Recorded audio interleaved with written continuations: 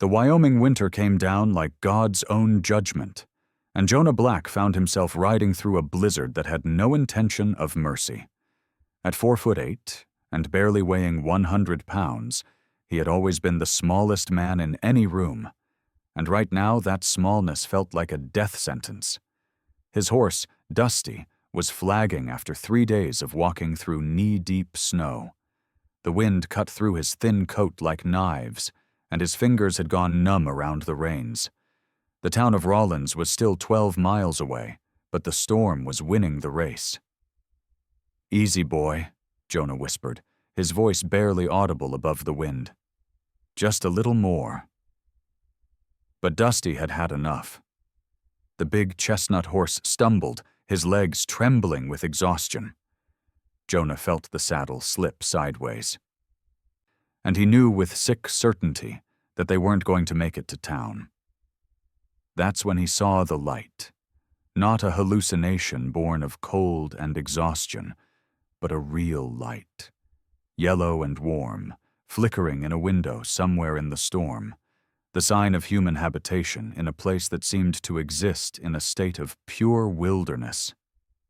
"Come on, Dusty, one more push." The house was sturdy and well built, with smoke rising from the chimney and oil lamps burning in every window. As Jonah dismounted with shaking legs, he could smell something amazing: fresh bread, beef stew, and coffee.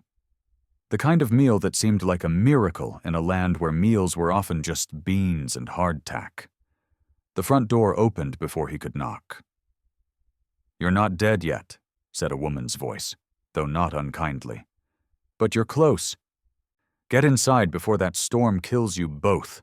The woman who had saved him was enormous, 7 feet tall if she was an inch, with shoulders that could probably carry 2 bales of hay and a smile that said she had seen everything the frontier had to throw at her and was not impressed by any of it. "I'm Sarah Bright," she said, helping him out of his coat with hands that could have crushed his skull if she'd felt like it. "You look like you've been riding through the devil's own blizzard." "Jonah Black," he managed through chattering teeth. "I was trying to get to Rawlins before the storm hit." "Hate to break it to you, sweetheart, but Rawlins is another 2 days' ride in good weather. In this storm, it might as well be on the moon." She gestured toward the fire. "Take off those boots before you lose toes to frostbite. You can have them back when you thaw out." The house was warm and welcoming, with handmade furniture and books on every shelf. This wasn't the crude cabin of a typical frontier widow. This was a home built by someone who understood comfort and cared about the details of daily life. "What happened to your husband?" Jonah asked, then immediately wished he could take the question back. "Tom Bright was a good man," Sarah replied, stirring the stew.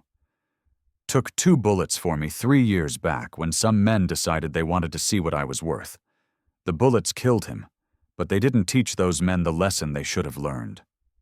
Jonah realized he might be safer in the storm outside. Sarah's cooking was nothing short of miraculous. The stew was rich and thick, with chunks of beef and potatoes and carrots that had been grown in her own garden. The bread was still warm from the oven, and the coffee was strong enough to wake the dead. "How long since you had a proper meal?" she asked, watching him eat with the intensity of someone who understood hunger. 3 days, Jonah admitted. "I was bringing supplies to a mining camp, and the road was worse than I expected." "Half your size, riding the trails by yourself," Sarah mused. "That's either very brave or very stupid. I'm hoping for brave." Jonah found himself relaxing despite his initial fear. Sarah was imposing, but she radiated a kind of strength that was genuinely comforting. She was the kind of person who could handle whatever the world threw at her, and maybe even throw something back. "What about you?" he asked. "Living out here alone, so far from town?" Sarah's laugh was rich and genuine. "Sweetheart, do you have any idea how many men have tried to take this place from me? Most of them figured that since I'm a widow, I'd be easy to push around. They learned that assumption is the mother of all mistakes." She was proud of her strength, Jonah realized. not arrogant or cruel, but genuinely confident in her own abilities. It was a quality he had never encountered in a woman, and he found it surprisingly attractive. "Will you tell me about your husband?" he asked. Sarah's expression softened. "Tom was a good man. Big like me, which is how we found each other in the first place. He never once made me feel like my size was a problem. He said he fell in love with me the first time he saw me lift 200 pounds of freight by myself." She served him another helping of stew, and Jonah realized that this was what it felt like to be cared for. Really cared for, not just tolerated or ignored because of his size. The storm raged for 2 more days, and Jonah found himself settling into Sarah's routine with an ease that surprised him. She worked hard, tending to livestock and maintaining her property with the efficiency of someone who couldn't afford to be less than perfect. "Why did you marry him?" Jonah asked on the second day, as they split wood together. "Tom, I mean." Sarah paused, her axe buried deep in the log. "Because he looked at me like I was beautiful, not like I was strange. Because when I asked if my size bothered him, he said the only thing that mattered was the size of my heart." She picked up the log and handed it to him, and Jonah felt his breath catch.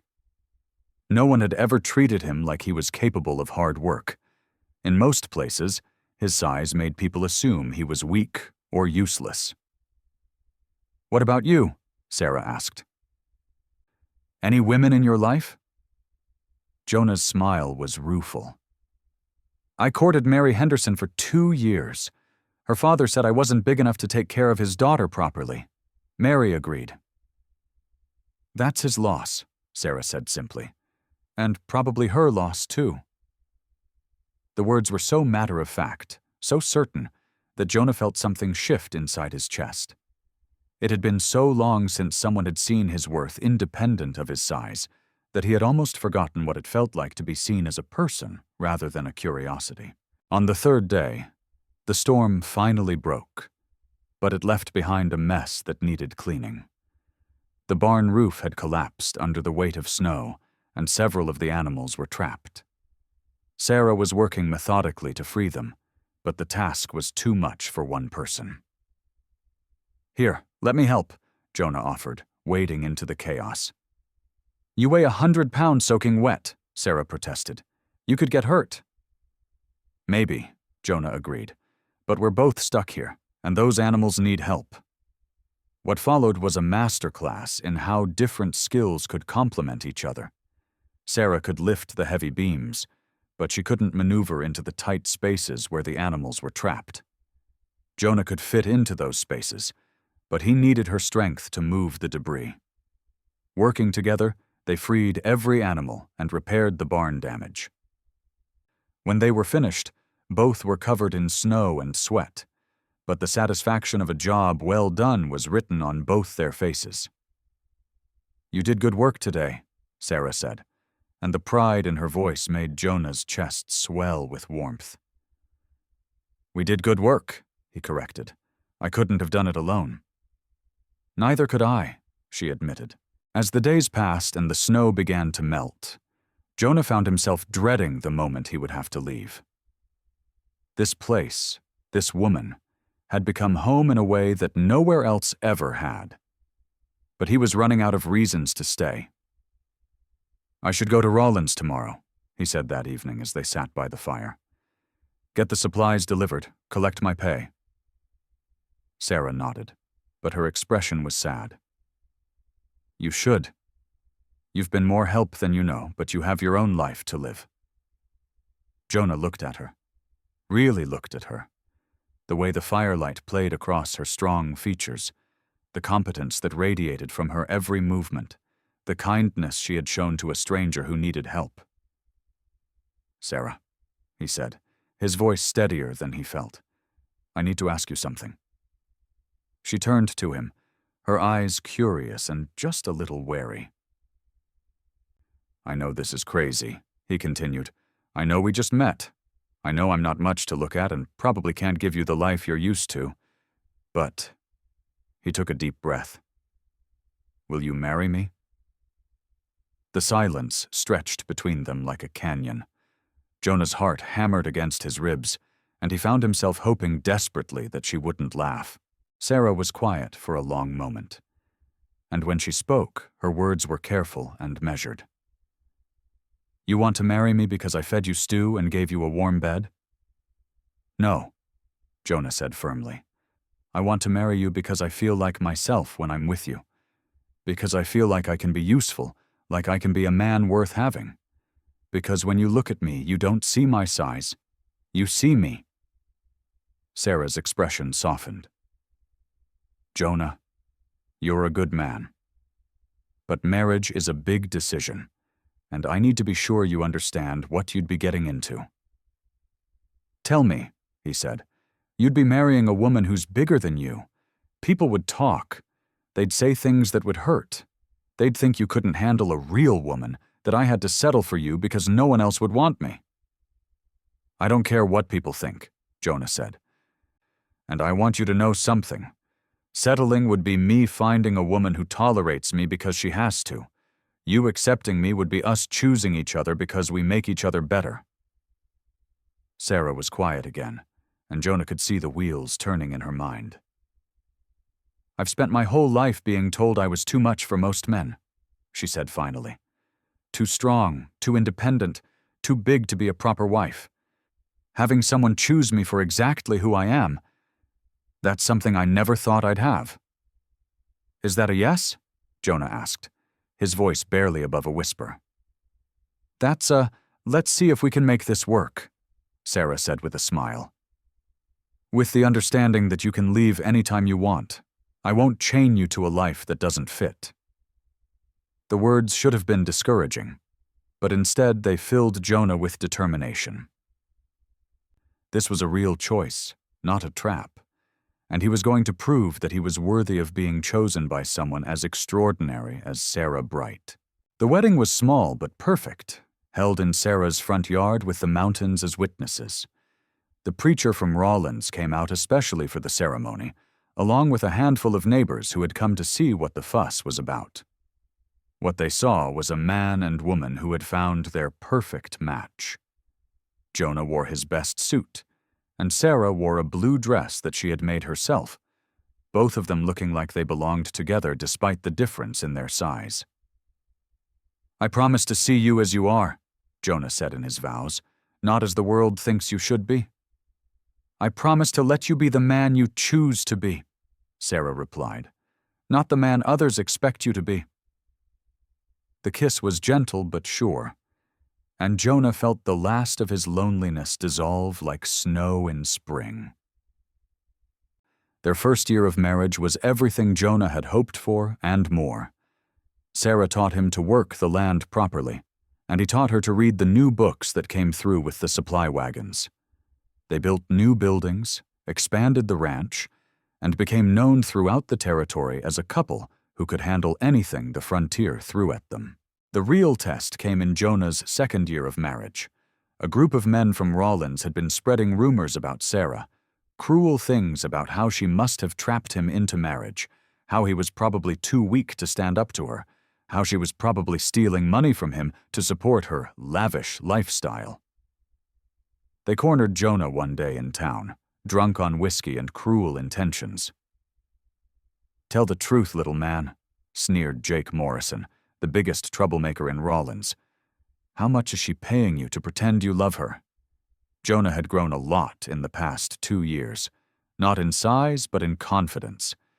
The man who faced Morrison now was no longer the insecure boy who had been afraid of his own shadow. She doesn't pay me anything, Jonah said calmly. She gives me everything. She gives me purpose, respect, and a reason to be the best man I can be. That's not a business arrangement. That's love. The punch that followed was quick and vicious, but Jonah had been expecting it. He had also been prepared for it. He didn't fight back with his fists. That would have been a losing proposition. Instead, he used his speed and his knowledge of the layout of the saloon to turn Morrison's aggression into a comedy of errors that ended with Morrison falling into the horse trough, while Jonah stood untouched. "The next man who has something to say about my wife," Jonah said quietly, "can say it to me directly. But I warn you, I've learned a lot about fighting from the best teacher a man could ask for."